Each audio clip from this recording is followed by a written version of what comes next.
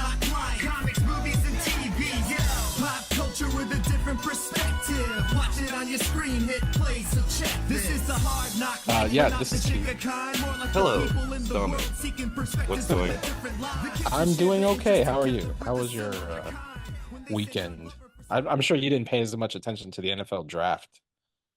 As you did, no. I paid loose attention to it. But since my team was, in the Super Bowl, they don't actually have a high draft pick. That's how that works. Not that you guys ever needed high draft picks, Mr. Irrelevant. True. Yeah, we can pick them at the bottom of the litter, so to speak. So, yeah, I don't super care, but I was sort of following it. It seems they took a bunch of quarterbacks. Yeah. More than expected. And I am fully a Caleb Williams girly now because... Oh, sure. Well, I even bought the jersey. What are you going to do?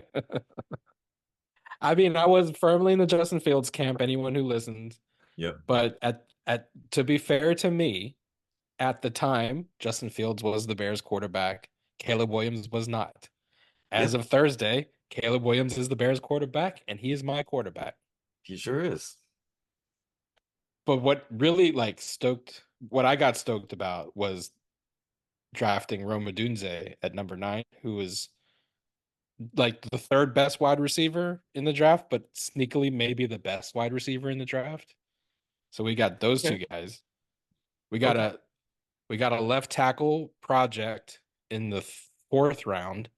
We drafted the best punter in a generation. In if we're going to get into the 4th round of the NFL draft, this really is a sports podcast. That's deep in the weeds. And he's a punter. Yeah, great. Most people know there is a 1st and 2nd round. The 4th round is only for actual football nerds. Yeah. Anyway, I've been riding a Chicago Bears high all weekend. Good. Did Mina Kimes have any opinions on this? Speaking of football nerds, probably. I haven't actually been following the national analysis. I've been steeped in local Bears analysis, and honestly, just watching hype videos, catching up on all the highlights I refused to watch when I was rooting for Justin Fields to keep his job. A year from now, you'll be having the same thing with Caleb Williams. I'm sorry. I hope not. I mean, that was my fear, but I hope not. Here's the thing. I can't even remember. Some of these quarterbacks are going to bust. That's just odds. Yeah. Right? Some of the 6 that they took in the 1st rounds, all of them are a project. One of them is going to be CJ Stroud, maybe 3 of them will, and 3 of them will be that guy. Who's that guy the Raiders got that one year, Jamarcus Russell, and he ended up just drinking grape soda and being a bust.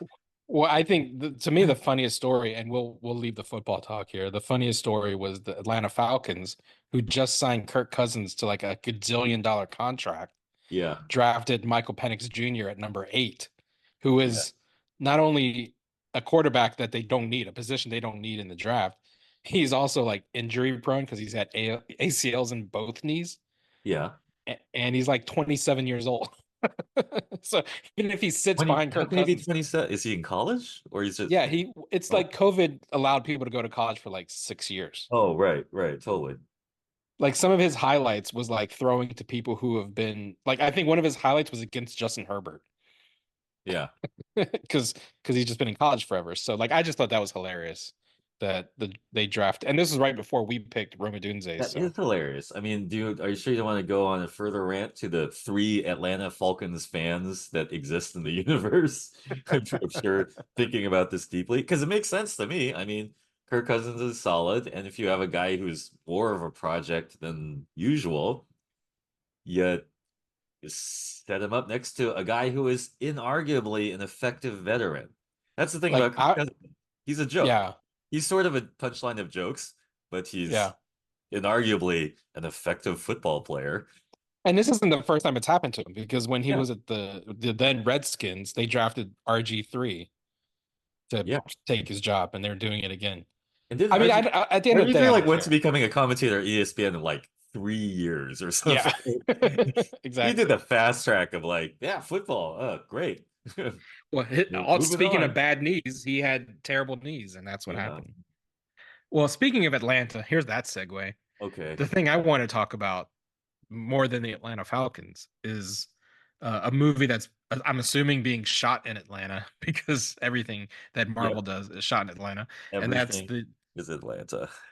Deadpool Wolverine trailer that we didn't get to talk about last week. Yep. Do you have thoughts? X-Men is having a moment right now. X-Men is going to have this whole year. It's pretty sure. Um, yeah, I watched that trailer. It's really all about the song, really. I mean, I don't want to skip to the end, but starts and ends with that Madonna song, man. That brings it all together. It's like a perfect sort of anthemic superhero song from the 80s that is a little bit of a weird choice and just completely in the mode. Argue without that Like a Prayer song, that trailer sucks. That's my thought. Well, It's that's fine. The interesting. trailer's fine. Well, no, I mean, because here, like, I think I'm going to like piss everyone off. Not only did I, spend too much time talking about the fourth round of the NFL draft, Yeah. but I'm also going to piss people off by saying I didn't like the trailer. Yeah. And I'm Because, going to piss further people off when we segue to the next segment and say, like, I'm not watching X-Men 97 and I don't care to. But well, that's for later. yeah, it's funny. It's gonna be our X-Men's personal having a event. moment and I don't give a shit. Our personal event this year is gonna be, Keith versus the X-Men. That's gonna be the event comic of this year. It's gonna be I'm that senator that's like yeah. pointing at the X-Men. We're the crisis of the summer that suddenly everyone likes us suddenly except Keith. What will we Yeah. do? Why doesn't anyone listen to this podcast? Well, your host has shit takes. That's why. Yeah, no, and you're gonna get in a war with the millennials who are really, really excited about X-Men. I'll just adopt the character of one of these enthusiastic X-Men 97 fans just for a purpose of having a spirited Well, debate right now. I mean, Because I I like wanted it to start. okay, but it's I not. was gonna say I wanted to start with the trailer, but Yeah, let's yeah, talk yeah, yeah. about the show Oh yeah, because what I mean, I'm not. away. I haven't watched. I'm assuming you have. Yeah. I've just followed like everyone losing their minds over it, but Yeah, it's not like the the fascinating thing about X-Men 97 is everyone's losing their minds because it doesn't do anything different from the original X-Men cartoon. And yes, people will argue, yeah, it's a little bit more adult, it's a little bit more racy, yes, it's a little bit more adult. But it's not the like Birds of Prey was a comic book and now Birds of Prey is a movie and like it's all different and movie stars and you have to visualize it in a completely different way. Do you know what I mean?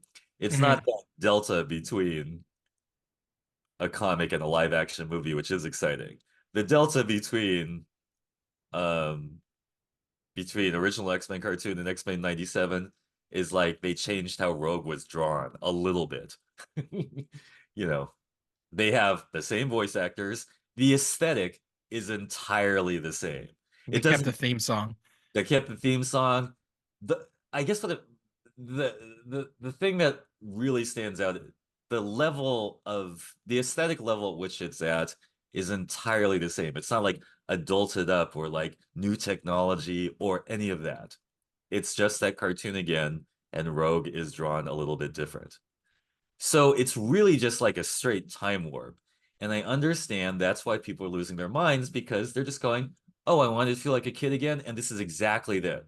I do not have to admit that I grew 20 years have passed. I do not, because the X-Men cartoon is exactly the same. So it's an interesting move just in that. And I don't know if that pisses people off or not, but that's my analysis of X-Men cartoon. Okay, at least I thought you were going to be the antagonist to my I didn't like the show because I'm not watching the show. It's not I'm not making a No, but that's judgment. what I mean. But That's what I mean. It's not even a case of like I like it, fine. I like it as much as I like the old X-Men cartoon. I get nothing new from it. Nothing new. so I you don't understand the why people are losing their shits no, over I understand it. It's a perspective thing. It's a Oh, weird. right. Okay, we talk about this all the time. You know how your how your attitudes change, and your attitudes. Oh, Star Wars was great when I was a kid. Oh, now Star Wars sucks. They did a new thing. They said, okay, we're not going to change anything because people get upset when anything changes, right? So their new move is It's basically like when they released Star Wars again in theaters with like 3 scenes changed. Right, special editions. Yes, the special edition. Everyone like, oh, it's a new thing. It's not new at all. It's exactly what you remember. And that's what people love because it gets them, they get to be exactly kids and not think about anything that's changed. Does that make sense? Didn't they kill Gambit? Isn't that what like everyone is like Kill so excited about? Or not excited, but like probably. sad. If any, again, we get back to it That's a doesn't big matter. change. No, it's not. They're the X-Men. They die every other episode. It's the X-Men. I will, I'm sorry. Again, you'll you hit a button whenever anyone's like, oh, someone died. It's comic books. They did. Right. It does not matter that anyone died. They'll be And back this is the within a pro couple X-Men episodes. 97 argument in I the am podcast. pro it because it's an interesting move. It's like Why do I not care? Why have I not because you even don't like tuned in? I argue, well, I'm not sure. Well, there are probably a bunch of different things going on, but probably you already sensed that, and you're like, I want to see something that's a little new. You want to be on top of like the new thing. X-Men 97 is sheer nostalgia, just bottled. Well, there you go. I think I don't really have a lot of nostalgia Yeah. for the If old you don't show. have that, then Because I mean, I like the song, and yeah, you know, I like the memes that came out of it with like the Wolverine looking at the picture and stuff. But yeah, it doesn't really hold like this part. Yeah, you mentioned because it's millennials. It's the millennials cartoon. Although I think I was saying this to someone recently. You know, I was first confused when they called it X-Men 97. I think you and I even talked about it on the podcast because I was like, oh yeah, clearly 97. I had already aged out of watching cartoons. And at that particular point in my life, I was a little bit more distant from the superhero stuff. And then I realized, no, that cartoon came out in 92. I just chose Batman the animated series over X-Men. So to your point, if they did a Batman the animated series 97 or whenever that show went off the air, right. I would probably watch the shit out of that and Right. be just as you know annoying on the internet as all the X-Men fans are. Right. And now I'm through and through a DC guy at the end of the day. I think is yeah. the problem. But more than that, picture in a minute for the thought experiment. If they did Batman the animated series again, and it was exactly the same as the old one, with like, a few dates changed, like, but Right. completely the same. Would you be like, oh, this is so comforting because it's completely the same? Or would you be like, is it odd that this is completely the same? Because that's the thing I'm Yeah. going back and forth about. Well, you know, this is a thought experiment that might come to fruition pretty soon because if you recall, Bruce Timm was to do a new Batman and animated series on HBO Max before. I think now it's going to be on Amazon eventually. Uh-huh. But I think some of the discourse around the announcement was Bruce Timm is doing Batman the animated series Redux, but it's not going to be anything like the one that came out in the 90s. And I think there was some people who were a little pissed about that, where I was Yeah. like, ooh, that sounds cool. Right. Exactly. Right. Because people hate change. I mean, we've understood that people there's one thing that riles people up on social media is it's when they take an old property and change something. Everyone hates that. So they've taken their safe routes. And again, if it sounds like I'm digging on millennials at all, it's not at all. Well, it's just an interesting, situation, psychological profile situation, because it just reflects to me, millennials are having, if I may speak, totalizing of the whole generation. They've had Mhm. a lot of angst. They've been growing, they're in their 30s now, and they're like, fuck, I'm old. They have all this angst about growing up, which we, being slightly older, we did that 10 years ago. They're having it now. So of course, the thing that makes them lose their minds with happiness is this thing that like, oh, I didn't grow up. Mm. Nothing happened. It's exactly 20 years ago. That, Speaking of exactly 20 what a years drug. ago, Right. let's circle back to the X-Men. The other X-Men thing that's burning up the internet is the Deadpool Wolverine trailer. We haven't had Dead Man in And the movies yet, have we? I think I had the same kind of reaction where like I saw everyone on the internet lose their minds over the trailer, Yeah. and I couldn't get there with people. And I liked the old Wolverine movie, the old X-Men movies from the early 2000s. I liked them enough. Yeah. full disclosure, I've never been a huge fan of Deadpool, the movies or the character. Well, again, he's So 90s. He's exactly that period. He's not mm. before. He's of the 90s. But go on. Yeah, so I mean, I think that those were two strikes for me. Like, I was never a big Deadpool guy anyway. And so, but I wanted, like the whole he's in the suit and everything. And, hearing Logan say the F word, it almost like maybe I'm coming off like a prude. I almost felt like they used the F word too much in the trailer that it almost He did. didn't matter. So much so that like the tagline is "Let's fucking go." Like that's the actual tagline of the Yeah. movie. So yeah. So again, but this podcast is just me asking you to tell me my own psychology. Why do I not like the Wolverine Deadpool trailer? Okay, I've got that right right here for you. If that's the topic. Of course, the topic is all about you, Keith, right? No, because you're You're becoming just so good at explaining it. That's why. you're oversaturated with this stuff, and you've become cynical, and now all you want to do is fucking talk about football. You're Oh just my older, God. man. You're I've crossing that become. bridge.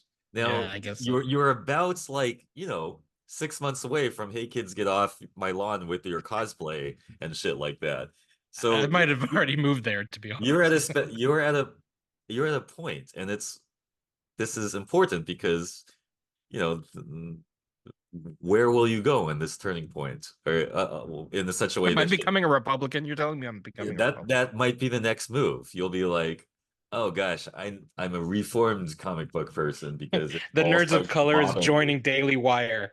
I mean, weirder things have happened. That kind of shit, actually. But please don't, because I vote No. against that kind of thing. So, Yeah, I agree. so stay with us, Keith, and don't and it's not that you can't enjoy both nerd stuff and the fifth round of the fucking NFL draft, but but I'm saying it We is got a indicative. defensive edge. It's indicative of a certain trend that you could fall off a cliff and you'll just be like, yeah, comic book movies are stupid. Football, and then you're just one of them. Do you know what I mean? So think I want about to it. continue in the nerd jock space. Yeah, it was continue in that. Keep that window open. But no, here's the thing. Okay, but sorry, not to back to the Deadpool Wolverine trailer. Um, that's a so that's another. It's good to look at these things in parallel because that's where they leaned into another strategy of we'll just make everyone who loves R-rated superhero movies really happy. They Mhm. overplayed that. That's what's annoying about that. I agree with you. They overplayed that Yeah. because they're playing to the sector that's like, gosh, my superhero, fetish from my kiddom. If only it was R-rated and they said swears, that'd be It goes so back to your cool. X-Men 97 point. It's for arrested Uh, developmental millennials, right? Like, like, because like my issue with Deadpool has always been, even the movies, right? The first two was like, I think my review for both of them was the same. Oh, I would have really liked that when I was 12. yeah, it is. That's what it's going. It's the juvenile thing, and I don't mean the music artist. And look now it's you Well, see and they do back that now ass up you're a back lot in to those movies. taking the shitting on millennials posture, and that I mean, follow your bliss. I'm trying to give a nuanced read of it. Well, I mean, I don't- going back to the idea of like, I mean, again, this is less a millennial thing and me and a Deadpool thing. I've yeah, never been a fan okay, of Deadpool. yeah, I don't no, like a lot of things Rob Liefeld does, so I did like that they took the piss out of Rob Liefeld in an Easter egg in the trailer, so that was cool. yeah, totally. I But no, but go on, yeah. yeah, but the biggest deal with this particular movie, not only does it bring back Hugh Jackman as Wolverine, but it's firmly entrenched in the MCU. It's the TVA, and there's Doctor Strange portals opening up, and we get our first look at Cassandra Nova, who is Yes, a character that Cassandra. we've never seen in live action, played by Emma Corrin.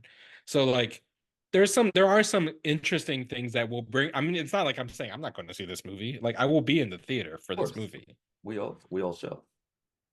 So what do you think of the MCU aspects? I may have said this before, but yeah, I like the idea that Deadpool would start to take the piss out of the whole confused multiverse thing, which has become, I'm just gonna say it, more of a burden than a neat thing in the MCU. It's just Mm. become more of a hassle than anything else. the multiverse, that whole and again, I know people love Loki, all that shit with the TVA, and like this is where comic books get more like a Excel spreadsheet that you can't manage than like an Mhm. enjoyable thing, right? I mean, I'm already seeing people saying like, "Wait, this is different from the TVA in Oh God, Loki," right. And and who cares? yeah, Yeah, that's and it. like I think there's mention of the sacred timeline, and then like, but at the end of Loki season 2, there is no more secret timeline. It's a giant tree and all that kind of stuff, So it's Yeah, like, even Kevin Feige can't keep his shit together. So how can he expect the audience to? right. It's because people get confused. I mean, some people like canon for its own sake, and then, but I'd argue that the whole device of the multiverse is just a tool, and the tool is to get interesting things to happen that couldn't happen in the normal way, like when someone dies, but you want them to be alive. Well, it's easiest. Here's another version. Here's another version. Let's say the most basic example, Gwen Stacy. Gwen Mhm. Stacy, her death is an iconic thing in Spider-Man's sacred timeline. We can't really fuck with that, but we always wanted to have Gwen Stacy be a character too. So the device you use is, oh, she's still alive in another universe. Bang, we get to have it both ways. We didn't undo her death. And We also, Spider-Gwen's one of the coolest characters in the last 20 years. yes. So that was where the multiverse was used, not for its own fucking not for its own sake, not for its own like the canon is important at all. It was used to create a story that people wanted to see. So, like if you have Deadpool and Wolverine and they got to fight Thanos, we would like to see that, right? We can't have it by continuity, but through the multiverse, we definitely can have Deadpool fight Thanos. It's a And then the device meta to get the cool meta things done. aspect with the different actors too, because then we can get Josh Brolin to fight Yeah, against himself as right. Cable and Yeah, Thanos. we can do it all thanks to the multiverse. We don't care about how the multiverse actually works. That's the problem. We don't care how it actually works.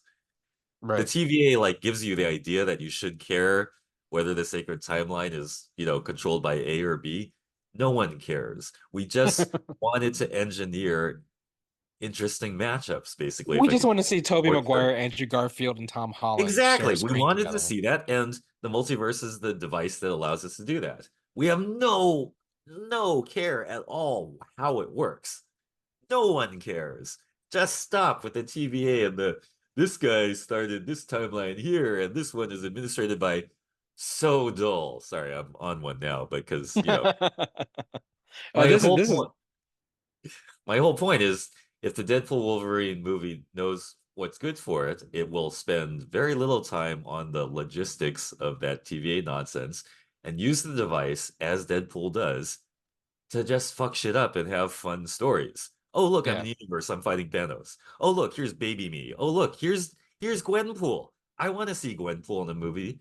Do I care how she appears? No. Let's just go through the portal where there's Gwenpool. Done. Does that make Yeah. sense? And I want the Yeah. Deadpool movie Well, to be like this that. is where like corporate mergers don't like play against us, because I don't think Sony's bought Right. into this They aspect. they will not like that. Gwenpool is yeah, a marketing limbo of her own there. But to But your so I point, it's love a way to bring back actors and characters that wouldn't otherwise exist. And, we said Hugh Jackman, though he retired the character in 2017 in Logan, is back. Poor man. We're making him yeah. this like 59-year-old man. Like we're making him like drink protein shakes and lift all these weights Yeah. just to play fucking Wolverine Just so he again. can wear a yellow blue suit. Right, because they made a whole big deal about like they ripped the sleeves off because in the first look at him he had sleeves on. And Yeah. then and like he's to me he's still super tall and like not hairy, so it doesn't matter if Yeah. he's got sleeves or not because Yeah. he already is missing some Wolverineness.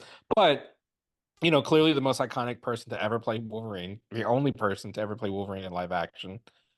Will we be mad as fans when the X-Men do get introduced into the MCU and they have to be recast anyway? So like, why bring Hugh Jackman back if he's not going to be Wolverine in the MCU regardless?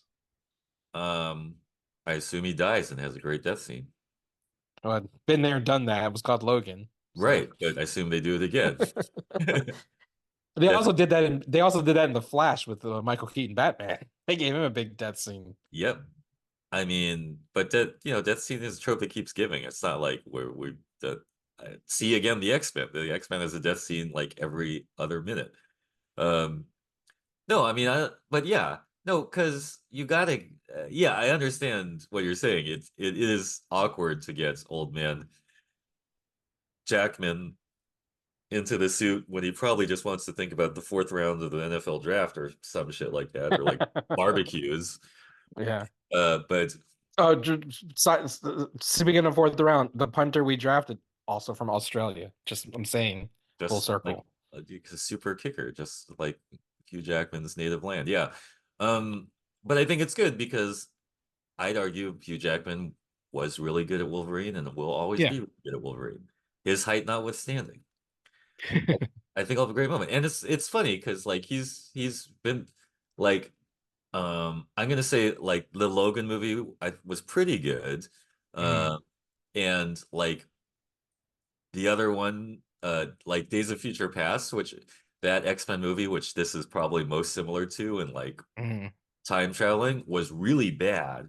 So if it's somewhere between Days of Future Past and Logan, with some Deadpool like wrong humor involved, like I'm into it. I mean, in the grand scheme of things, there were more bad X-Men movies than good. Oh yeah, yeah. With the Even benefit the of time, Wolverine we movies. recognize that a lot of them were bad. Yeah, totally. Uh, Last thing about the X-Men, to bring it, a bow tie on both.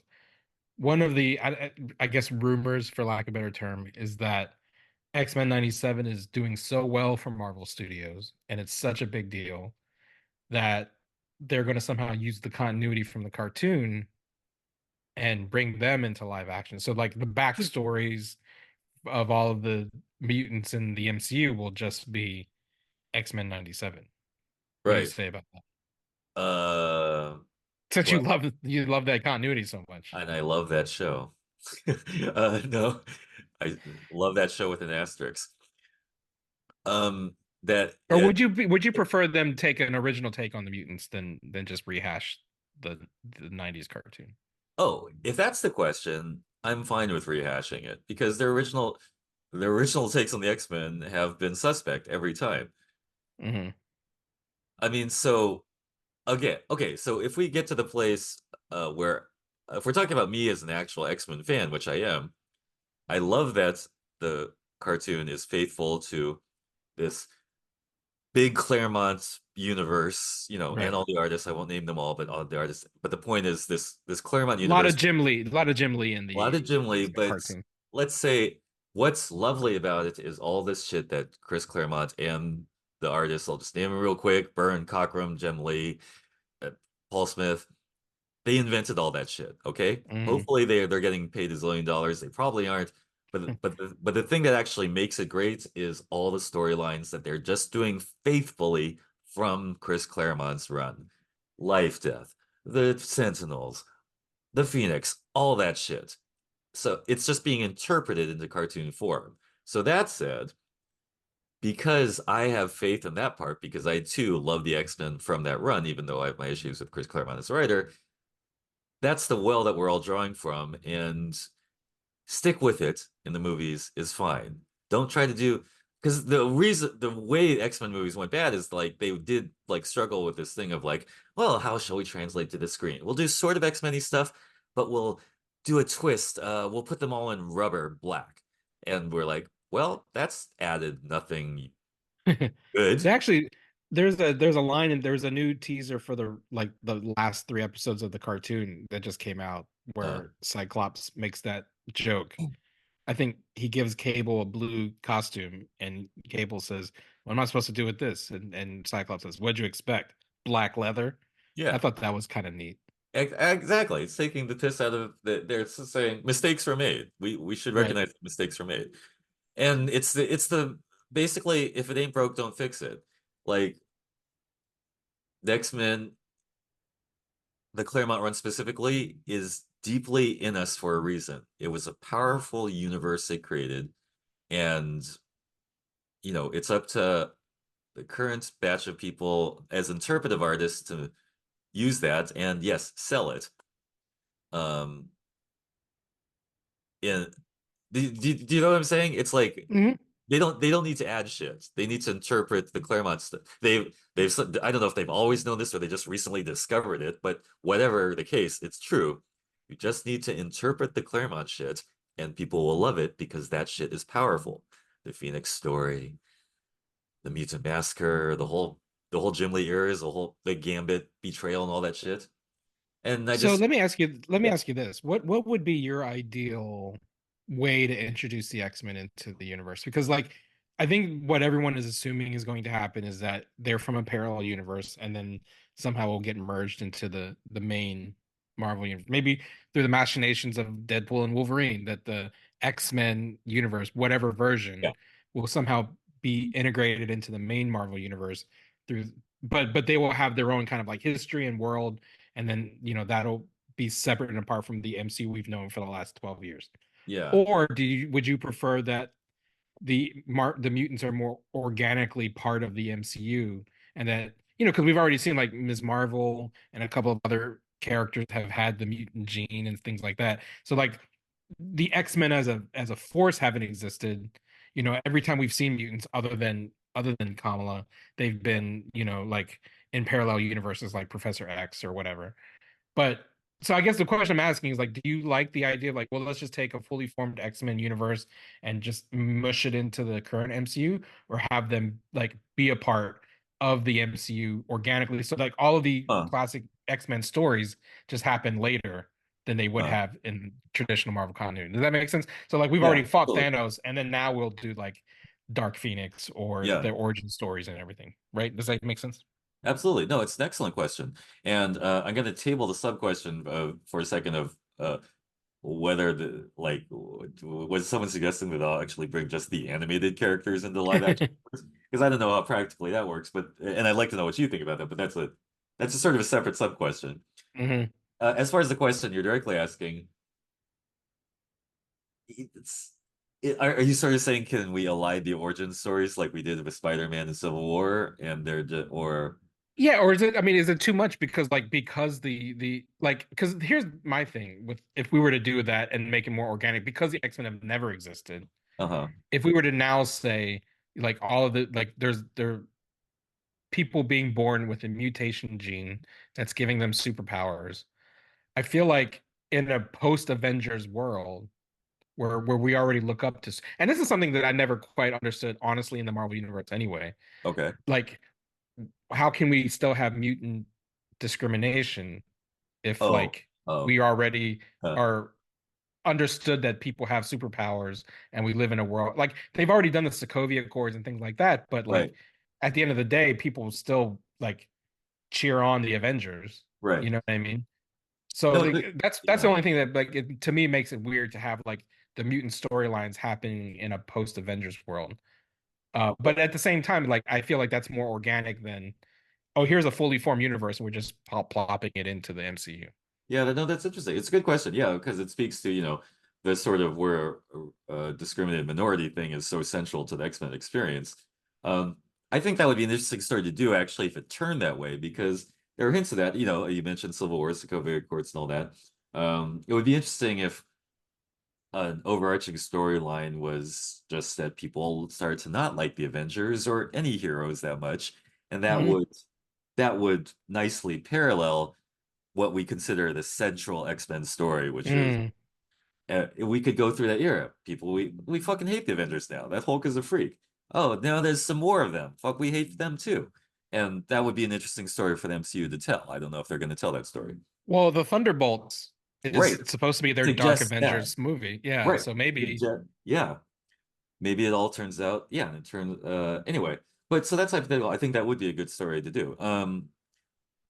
Now let's talk about the stinger for the Marvels for a second, because Mhm. that suggested, like, what was surprising about that to me, again, and X-Men 97 hadn't come out exactly at that point, was like, oh, they got exactly Kelsey Grammer to be that exact beast from that exactly not very good Shatner movie with The Last Stand. So that really suggested that they would drop us right back into basically the Singer slash Ratner movies, right? Mhm. Didn't it suggest that? Like, Yeah, because the room they're in is straight out of X-Men 2000. yeah, so that to me is even weirder than X-Men 97, like being what it is. That to me was even weirder. I'm like, we're not gonna go back to that exact universe, are we? Well, and again, the only versions of live action X-Men we've seen in the MCU have been Patrick Stewart, Kelsey Grammer, and Right, now Hugh Jackman. So right. And I like that. I mean, I like that Patrick Stewart was in Doctor Strange again. I like that whole part. But it does, yeah, I just want basically I was hating on that X-Men Last Stand movie and Kelsey Grammer being that beast. He doesn't have to be that beast. I don't know.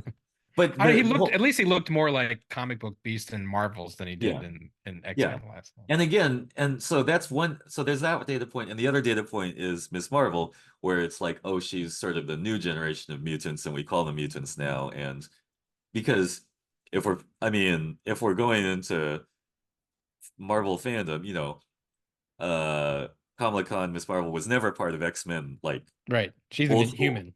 Yeah, she's an Inhuman. They retconned that several times. They'll probably retcon it 3 more times before we're done talking. But the point is, yeah, she's not part of classic X-Men nostalgia at all. She's post-millennial. She's like still the newest one in the block. So that'll be really interesting. Well, what and just a Yeah. quick tangent, like Yeah. the Inhumans were created when Marvel was trying to distance themselves from the X-Men Right. Yeah. because the X-Men were owned by Fox. Right. And I Right. think it was Ike Perlmutter was like, well, we need our own version of the X-Men. We don't, it's not like they stopped. I think they canceled a bunch of X-Men books at the time Yeah. when they were trying to push the Inhumans as like the next big thing. Oh, they totally did. That It kind of was so fell on weird. their And face. guess what? It didn't work, right? So they went and I just want to say, let's be healthily suspect of all these like conjecturing on story decisions that are based on like market reaction things. Mhm. Let's be suspect of all that. I don't give a shit if they're doing it because they think it'll sell better. Again, because they tried that because like they at that point in time, we only have Inhumans to sell. We can only put Inhumans on shirts. We can't sell our X-Men shit, so we'll pump them up. That shit is stupid. That shit isn't really annoying. Of course, it resolved with, oh, now we own them all, so we're gonna sell them all again as a group. We're all happy. Yeah. None of this fucking matters if when it's just like about how many shirts to sell. It's like what's the best, coolest story? And yes, the coolest story. Oh, sorry. Sorry, I answered my own question. The coolest stories are in the X-Men Claremont universe, not in the Humans. The Inhumans were never as well written or as interesting as the X-Men. Yeah. There are some cool characters, but just based on the level of artistic achievement, Claremont's X-Men was big. Inhumans, not as much. So it's not 1-to-1. It's not like you can just sell any Marvel character. Again, because I'm trying to bottom line it is, it's the fucking writing and the artist, stupid. It's not any of this fucking like timeline, like which is the proper timeline. Right. It's the comics creators who gave us this gift, and we're still loving it. So let's honor that. Well, and one last point that, kind of going back to the R-rated thing. One thing Mm. that kind of like stood out to me when the trailer dropped was, considering 2 weeks ago, the last time you and I potted together, the big trailer we were talking about was Joker. And it Mm. dawned on me that the two big comic book movies from the big two, DC and Marvel, for 2024 are both R-rated movies for adults. Ah, yeah. And not like, there isn't like, and that might be an admission that the audience for superhero movies going forward are not like families and kids, and Yeah. it's really just for Gen Xers like me and you. So Yeah. that could be what that Yeah. is telling. Well, I mean, I'm gonna say I'm more excited about Deadpool versus is it versus or and I can't even remember. I think it's and. Okay, I'm more excited about DV than I am about J2. I'll say that. But again, maybe Well, that's more. I'm psyched about the musical aspect, but I have about equal anticipation for both. Right. Maybe lean more towards Joker on my end, but Yeah. that's our DC and Marvel showing. But Totally. anyway, speaking of DC and Marvel, any updates or what's nerd popping for you? Oh, I'm still working on the projects. We're gonna have another song out from 12 Valentines soon, and we will have an X-Men related song, not just to capitalize on this cool trend that's happening in 2024, because I actually love the X-Men. It's related to the song. So we're still working on those things, 12valentines.net and on Bandcamp. We'll have that other song really soon. Maybe today, later when the podcast comes out. Cool. That's Uh, awesome. The only and thing that I've been nerding out about, I think I mentioned this to you last week. I've been listening to the new Pearl Jam album nonstop. oh right, yeah, I can't stop listening to Dark Matter. yeah, And you and I briefly exchanged texts about it. yeah. Let's You're talk you're about it. not super into Pearl Jam, but you like the new album? Yeah, I like the new album, and I'm going to see their show in Sacramento in a couple Yeah, I'm weeks. jealous about that. Yeah, have you ever I seen want them live or no? I saw them live 10 years ago when it was affordable to see them. And then I tried to buy Right. tickets when they came back around this year and they were like ungodly expensive. Yeah, So yeah, it's real weird, but yeah, these are the guys in the 90s who fought Ticketmaster and Ticketmaster won. right, right. Again, just to contextualize, while we were supposedly getting out of comic books in the 90s, we were also doing new things like being really into Pearl Jam or the music that was coming out, hip hop, all that stuff. We were becoming Yeah. adults. So that's a different yeah, I've only seen Eddie Vedder play live in an acoustic set. I've not seen the band live. So I'm kind of excited about that. They are too Cool. old. So Yeah. were you a big Pearl Jam guy growing up, or because like Pearl Jam has like, even in the 90s when they were as big as anything, Yeah. there was a level of like, yeah, but they're not cool. Nirvana Right. was cool. Pearl Oh, Jam was right. corporate, which I thought was bullshit. But where were you on the Pearl Yeah, Jam no, fan I bandwagon? understand that dichotomy. I wouldn't go so far as like Nirvana's cool for different reasons because, the legend of his death and all that stuff.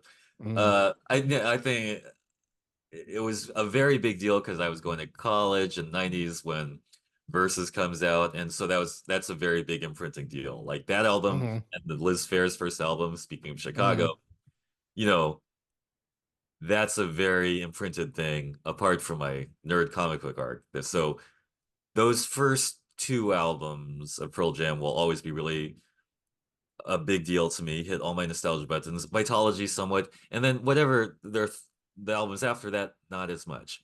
So hmm again, like you, I came back to their most recent release, Dark Matter, and it's pretty cool. So I guess that was a pleasant surprise for me. Well, how did you think about it? Yeah, so my fandom is similar in the sense that like I'm hearing that I know now I'm a couple years younger than you because I was in high school when Yeah. Versus came out. Okay. But like I think I was in 11th grade, so I was like almost graduating high school when Versus came out. Vitology came out my senior year, and then or maybe no code might have come out my senior. But like you, I dropped off after Vitology. Yeah. And it's funny though that No Code, which was their fifth album or fourth album, which is the one I dropped off on, is now my favorite album of Oh, really? like Okay. all of their albums. No Code is the best, and I would actually Did you rediscover advise. it? Yeah, Or so it's funny. So this is my Pearl Jam like journey. okay, Like everyone in the '90s, first three albums, I was lock, stock, and barrel, right? sure. And they were my favorite band in high school. I dropped off after Vitology, started discovering cooler bands, right? More indie bands and stuff like that. And I was like, I don't listen to Pearl Jam. Yeah. And then listened to them for a couple years. I rediscovered them, funny enough, when I had a kid. Hmm. When my kid was born, it was the year after their album. I don't remember which number this is, but their self-titled album, the one that has an avocado on it, Okay, came yeah. out I don't know what that a would year be. before my daughter was born. And so, like, my wife got that for me for my birthday that year. So when she was pregnant, that was my birthday present. Oh, wow. And when my daughter was a baby, there's a song on Avocado called Parachutes, which is a very like John Lennon-y song. Okay. And I sang it to her when she was a baby, Oh, like when wow. when she was like, sleeping and stuff. Oh, wow. And that's when I rediscovered them. And they had a greatest hits album around that time called Rearview Mirror, Yeah. which caught me up on some of the songs uh between Vitology and Avocado. Yeah. And so from that point on, I started buying their albums again. So after Avocado was an album called Oxpacer, And there's a song on that album called Just Breathe, which is another acoustic song. Like I really got into their acoustic songs like as I grew older. And Backspace is not a great album, but that's an awesome song. After Okay. that, I also something I always knew as a kid was that Eddie was somehow a Chicago sports fan, Oh, I didn't know that. Okay. because I remembered like watching their videos. Like Eddie would wear like Air Jordans, as grunge as ever. He wore like the corduroy and everything, but he always had like Air Jordans on, Well, that and he always that wore is like a Bulls cap or a Michael Jordan jersey. So I was like, he's always wearing like Bulls stuff. That's kind of cool. And I learned in later a in way life that he that's not as cool as Nirvana in its way, but okay, go on. no, just tying it back to Chicago sports. Right, I right. learned that Eddie was born in Chicago and he grew up a Cubs fan. Oh, okay. And so like they had in 2016, they did two shows at Wrigley Field and they released that as a double album and did like a documentary about it. And so this was the year the Cubs won the World Series, and I was like, okay, I'm fully in. I will dive back in to all Pearl Jam content. So Hmm. since 2016, I would full on. They were like my favorite band again. Oh, They right on. released well. Right on. That's not even fair. Even before that, because 2013 they released an album called Lightning Bolt, and that's when I saw them live Right on on. that tour, and I cried like a baby when like I saw them live. They did Black, my Yeah. favorite song growing up. And you and I were actually debating about like, because I said that's a song about unrequited love. And I realized like as the more I listened to it, I'm like, well, it's technically about a breakup, but a breakup is a sort of unrequited love, you know? You thought of it as an unrequited love, Right. Yeah, as a absolutely. youngling. Yeah, for sure, for sure. And then that led me to like there's a song on the new album which is about Ed having a daughter growing up. Mm, And I just like to your point about earlier about how I'm just become like an old man. mm. Like I realize my own mortality when like the song I love now is about an old man realizing his kids are growing up. Yeah, well, but that's real, man. I mean, that's as real as anything. Yeah. Well, so It's good much luck more to you. real. I'm glad you're seeing them live. I still hope to find some reasonably priced tickets for their Baltimore show. Okay. Yeah, what would be the They're- one you would go to if everything, all things being equal? yeah, it would be then my right down the street from where I live is where I would Okay. love. That's where I saw them 10 years ago. Right on. So, and you're seeing them in Sacramento? Yeah, that's the closest one. Yeah, they're not doing a purely an actual Bay Area date on this leg of the Mhm. tour. So got to go out to Sacramento. And that's cool. I am excited about it. Um, They are an awesome band live. oh, totally.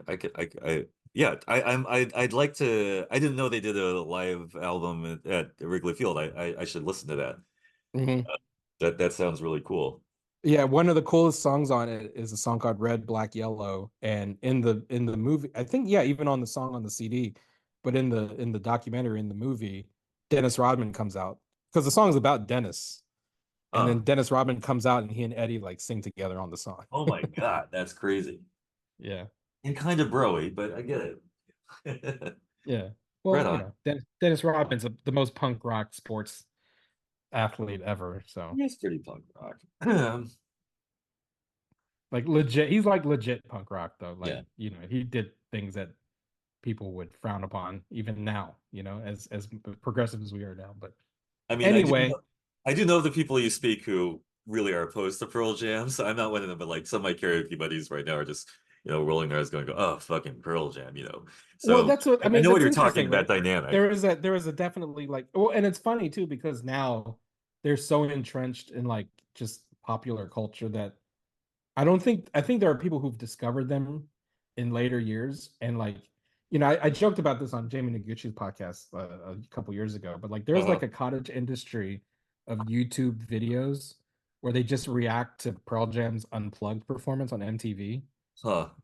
And like, but in an amazed way, like, oh my God, this band is awesome. Who are they? And like, who are they? This is like the biggest band in the Right, right. history of the world. Oh But God. but it's like these young people like seeing them for the first time, but being impressed by like again their performance of Black. That's my fandom started because I watched MTV Unplugged in 1992, Yeah, and totally. and like the second they sang Black and Eddie stood up on the porch and wrote pro-choice on his arm. Do you remember that? Yeah. Like Yeah. those were the moments I was like, okay, this is my favorite band. Yeah, and I do want to add a comment as someone who's currently involved in indie music in a way, like, and again, this is a generational thing. A lot of young kids, they grow up in the like laptop digital audio workstation era. So even more than in the 80s, some people don't know what playing instruments is. You know what I mean? Mhm. Whatever you want to say about Pearl Jam and Nirvana, they're a bunch of guys who play in a band and play Yeah. instruments. And that's not like just, that can be taken for granted now because people just like do loop plugins on their laptop. Sorry, these kids just, but it's true. They don't play instruments. They just hit buttons. One could forget that it used to be a band of guys playing guitars and singing. Yeah. Like that shit So is real. can't wait to hear the report back Yeah, and totally. the show.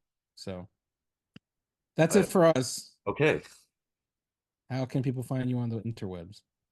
I'm gonna say I'm at Dommah, DOMMAH on most of the socials, and also please follow at 12 Valentines on Instagram if you'd like. And yourself? Follow the nerds of color at the nerds of color everywhere. Go to youtube.com/the nerds of color for the videos and subscribe to the podcast, hardknockmedia.com. Give us a rating and a review. Let us know you're listening to the podcast. And if you vehemently disagree with everything I've said, let me know. I need to know so I can get even more staunch in my opposition to your millennial takes on X-Men. But until then, Dominic. Do you think on this tour they'll do a daughter and something special like as a rock block? Wouldn't that They got to. wouldn't that be I mean, great? it's almost like two set up. In fact, I've said this nonstop since listening to the album. There's a track called Upper Hand. It's kind of like this slow build Pink Floyd-y song in the middle of the album. Okay. That if they don't open the set with that song, then what are we even doing? Like that's got to be the what set are we even opener. doing, guys? That's the set opener. I see it. That sounds like probably and yeah, I'm really excited for That this. middle stretch of the album. Oh my god, that's like the best Pearl Jam's been in 25 years. Yeah, it's good shit. So I think you were a little hyperbolic in your years thing, but yeah, but okay. 25 years is 98, which is fucking ridiculous, and that's Yield. But you just argued that one of their albums in that middle period you came to like more than you had before. That's what I'm saying. But I also agree it's not their best. It's the album that brought me back. I see. Okay. But it's not. I don't rank it as the best. Like I did a ranking. I think I did it on Facebook. Oh yeah, right. His best albums, and I put Dark Matter like firmly like number 5. You did, but I couldn't get there because the links are broken or something. And is it on MySpace or Tumblr or what is it on? I'm an old Get man. off my lawn. Yeah. Why don't you just write it down on a napkin like we used to do? Anyway. All right.